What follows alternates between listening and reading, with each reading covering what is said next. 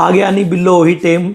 यह बात हरियाणा की राजनीति में बिल्कुल फिट बैठा है, क्योंकि हरियाणा में एक बार फिर राज्यसभा चुनाव आ चुका है। पूरा देश में अलग अलग जगह राज्यसभा का चुनाव है, लेकिन हरियाणा का राज्यसभा चुनाव हर बार जब भी हुआ तो इंटरेस्टिंग हुआ है। पूरा देश में, पूरा प्रदेश में उसकी चर्चा हुआ है कि इसी बात आज तक के हरियाणा के राज्यसभा चुनाव में है, जिसका कारण चर्चा हुआ है। और आज की परिस्थिति है हरियाणा में राज्यसभा चुनाव की, इस विषय पर आज आप बात करांगे। राम राम बचारे ने, मेरा नाम है अनिल। अगर तुमने वीडियो अच्छी लगे तो इस वीडियो ने लाइक करियो, शेयर करियो, और मेरा official YouTube channel Anil baler का ऑफिशियल ने सब्सक्राइब कर लियो। मेरी कोशिश है कि तारा तक जुड़े हुए मुद्दे, देश दुनिया तक जुड़े हुए मुद्दे, वे मुद्दे जिनका किसी न किसी तरीके का तारा पर असर पड़े, वो तारा तक अपनी देसी भाषा में पहुँचाए इसको। बात क्या है? बात है हरियाणा में राज्यसभा चुनाव है क्या। इससे पहला भी हरियाणा में राज्यसभा का चुनाव हुए हैं, और अब जो चुनाव है वो 2 सीटों में है। ये 2 सीट पहले किस किस की थी? ये 2 सीट थी दीपेंद्र सिंह हुड्डा की खाली हुई थी, जिसकी जगह जब वो लोकसभा सांसद बन गए थे तो उनकी जगह गई थी बीजेपी की तरफ तक किरण चौधरी, जो पहला कांग्रेस में हुई कर दी। और एक सीट खाली हुई है रामचंद्र जांगड़ा की। इन दोनों की जो सीट है वह 9 अप्रैल 2026 में खाली हो जाएगी, और उसके लिए चुनाव है 16 मार्च 2026 में। अब हरियाणा में जो राज्यसभा है उसमें स्थिति की है 5 सांसदों में 2 सीट खाली होगी, बच के 3 कौन कौन है? बीजेपी की ही है रेखा शर्मा, जो 2028 तक रहेंगी। बीजेपी के हैं सुभाष बराड़ा, जो 2030 तक रहेंगे। और निर्दलीय है कार्तिकेय शर्मा, जो 2028 तक रहेंगे। ये निर्दलीय कुकर बने थे। इसका बात से भी इंटरेस्टिंग स्टोरी है। यह बात है 2022 का राज्यसभा चुनाव की, जिसमें बीजेपी के पास भी अपना बहुमत था और कांग्रेस के पास भी अपना बहुमत था। राज्यसभा चुनाव जीतने के लिए एक सीट के लिए 31 वोट चाहिए, और कांग्रेस के पास 31 विधायक थे। लेकिन ओया के उस टाइम कांग्रेस की तरफ था अजय माकन थे, तो वे चुनाव हार गए थे। और जीत्या कौन था? जीत्या था कार्तिकेय शर्मा, जो निर्दलीय खड़ा था। और दूसरा कौन जीत्या था? दूसरा जीत्या था बीजेपी का ही कृष्णलाल पंवार। तो कार्तिकेय शर्मा को कर जीत गए। जब कांग्रेस के पास पूरे 31 थे, तो उस टाइम की जो घटनाक्रम वो यूँ था कि कांग्रेस के जो विधायक थे कुलदीप बिश्नोई, उनने कार्तिकेय शर्मा को वोट कराया था। उनने अपनी पार्टी के नेता को वोट नहीं कराया, उनने वोट कर दिया कार्तिकेय शर्मा को। और एक वोट कांग्रेस पार्टी का जो लोग कवे हैं कि रद्द हो गया था, जिसका कारण वह हार गए। बाद में कार्तिकेय शर्मा की एक वीडियो भी आई, जिसमें उनने कहा कि मेरी मदद किरण चौधरी ने करी थी। हालांकि किरण चौधरी 2022 से लेकर 2022 में चुनाव आया था, और 2024 तक में कांग्रेस में रही। 2022 का जो राज्यसभा चुनाव था उसमें कमाल की बात यह हुई थी कि जो कांग्रेस के 2 नेता अपनी पार्टी को धोखा देकर, एक ने वोट दिया, एक ने वोट खराब किया, उनमें से एक राज्यसभा में गए थे और दूसरा इस चुनाव में राज्यसभा की उम्मीद लाए बैठा था। दोनों आज के टाइम में गरा बैठे हैं। तो अब की स्थिति है, अब हरियाणा में जो विधायकों की संख्या है वह इस प्रकार है। बीजेपी के पास है 48 और कांग्रेस के पास है 37 विधायक। 3 है विधायक जो निर्दलीय हैं, और 2 विधायक हैं इंडियन नेशनल लोकदल के। बीजेपी ने जो कैंडिडेट अपना उतारा है उसका नाम है संजय भाटिया, जो करनाल तक पहला लोकसभा सांसद रहे हैं। उनकी जगह करनाल तक लोकसभा सांसद 2024 में बने। हरियाणा के उस टाइम के मुख्यमंत्री जो इस्तीफा दे दिया था, और वर्तमान में केंद्रीय मंत्री मनोहर लाल खट्टर।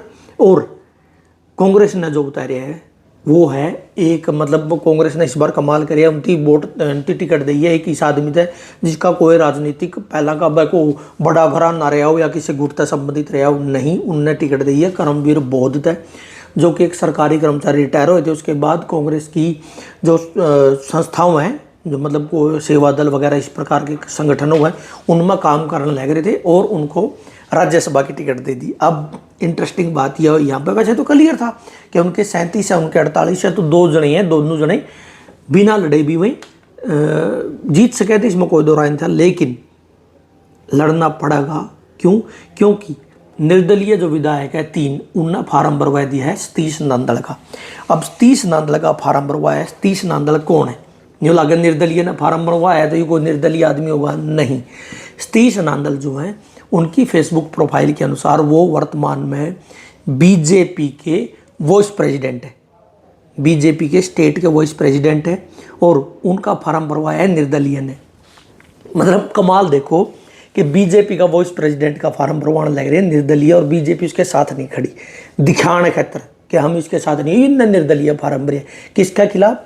कांग्रेस का एक जो दलित नॉमिनेशन करे जिसने, उसके खिलाफ उनने अपना बंदा तैर दिया। अब इंटरेस्टिंग बात ये होगी कि बीजेपी के पास है 48, उनमें तो अगर आप बात करा कि उनमें तो बीजेपी ने जीतने खातिर चाहिए, जो पहला उनका कैंडिडेट है संजय भाटिया, उसने चाहिए 31 वोट, बच के कितने 17। उसके अलावा कांग्रेस के पास है 37, उनने भी जीतने खातिर कितने चाहिए, जो उनका कैंडिडेट है उसको चाहिए करमवीर बोध जी, उनको चाहिए 31, बच के कितने 6, उनके पास भी बच गए।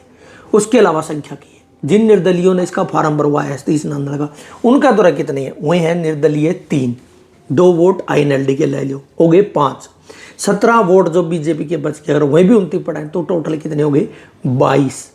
लेकिन फिर भी वह आंकड़ा नहीं छोड़ पा रहे जीतने का, उसके बावजूद उस आदमी का फार्म भरवाया गया जो आदमी आज भी बीजेपी में है। बीजेपी का ही एक आदमी निर्दलीय लड़न लग रहा है, लेकिन ना उसने इस्तीफा दिया ना उस पर इस्तीफा लिया, उसके बावजूद वो आदमी चुनाव लड़न लग रहा है किसके खिलाफ, एक दलित कैंडिडेट के खिलाफ। अब इस बात पर कोई नहीं नुकागा कि देखो ये राजनीति करने लग रही है बीजेपी एक दलित कैंडिडेट को राज्यसभा में जाता हुआ देखकर राजी नहीं है। इस बात पर कोई नहीं संगठन आगा होगा, कोई दलित इस पर आवाज नहीं उठाएगा, कोई दलित संगठन नहीं होगा ये दलितों का अपमान है, कोई राजनीतिक संगठन इसने नहीं होगा कि दलितों का अपमान है, क्योंकि करने वाली बीजेपी है जो कि जातीय राजनीति कर दिया ही है। लेकिन अब इस चीज़ में उनकी नहीं दिखने लग रही। वह बीजेपी जो 2024 का हरियाणा का विधानसभा चुनाव में बड़ी रुके मरमर का कमेंट थी कि शैलजा को, अगर कांग्रेस इतनी ही दलित प्रेमी है तो शैलजा को उन्होंने अपना मुख्यमंत्री का दावेदार क्यों नहीं घोषित किया। वो अब एक दलित को रोकने के लिए अपने ही एक नेता को निर्दलीय रूप में ताड़ना लग रहे हैं। ये कमाल की बात होगी। पहली बात तो INLD की बात कर लिया। INLD जो कि अपने बीजेपी की कोर विरोधी मानना है, कांग्रेस की कोर विरोधी मानना है, तो चलो मैं लिया हूँ कांग्रेस के कोर विरोधी और वो कांग्रेस को वोट नहीं देंगे कांग्रेस के कैंडिडेट को। तो जो अब निर्दलीय कैंडिडेट खड़े हैं तो बीजेपी का ही जो प्रदेश का उपाध्यक्ष है, क्या वो इसको वोट देंगे नहीं देंगे ये भी देखने वाला होगा। क्योंकि अगर वो वोट देंगे तो इस तरह पता लग जाएगा कि मैं कितने ही बीजेपी विरोधी हैं, कितने ही वो, क्योंकि अगर वो इसको वोट नहीं देंगे तो कांग्रेस वाले को वोट देना चाहिए थी। तो देखेंगे वो कांग्रेस वाले ने वोट देंगे या निर्दलीय के नाम पर उतरे बीजेपी को वोट देंगे या फिर किसी को वोट नहीं देंगे। अगर वो वोट नहीं देंगे तो भी कितने बच गए, निर्दलीय बच गए 3, 17 बीजेपी के बच गए 20 वोट। उसके बाद अगर उन्हें जीतना है तो उन्हें कांग्रेस के कितने विधायक तोड़ने पड़ेंगे, 11 विधायक तोड़ने पड़ेंगे, तब जाकर उन्हें जो उनका निर्दलीय बीजेपी का जो खुद का नेता निर्दलीय रूप में उतरे वो जीत सके। और अगर INLD वाले इसने वोट देंगे तो भी उनकी कांग्रेस के कितने तोड़ने पड़ेंगे, 9 विधायक कांग्रेस के तोड़ने पड़ेंगे, जब जाकर उनका वो जीत सके। अब कांग्रेस को जीत के लिए कितने चाहिए, 31। अगर उनके 1, 2, 3, 4, 5, 6 भी वोट नहीं देवे तो भी 31 विधायकों की संख्या बहुत है जो उनको जीतने के लिए काफ़ी है।